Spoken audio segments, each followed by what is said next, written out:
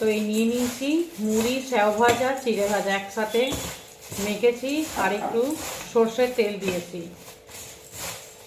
আর এই যে 1 কাপ গরম দুধের চা। আজকে এটাই হয়ে যাবে জলখাবার। কারা কারা মুড়ির সাথে চা মুড়ি খেতে ভালোবাসো একটু কমেন্টে জানিও। মুড়িটা আমি খুবই পছন্দ করি, যেহেতু আমি বাঁকুড়ার মেয়ে। তো মুড়ি, ওইদিকে চপ দিয়ে মুড়ি খাওয়ার একটা মানে খুবই প্রচলন। ওখানে লোকে জলখাবার বিশেষ বানায় না, সবাই ওই চপ মুড়ি খেয়েই থেকে যায়, আর তার সঙ্গে এরকম গরম গরম দুধের চা। তো চপ নেই, মুড়ি, স্যাও ভাজা, তারপর চিড়ে ভাজা আর সর্ষের তেল দিয়ে মেখেছি।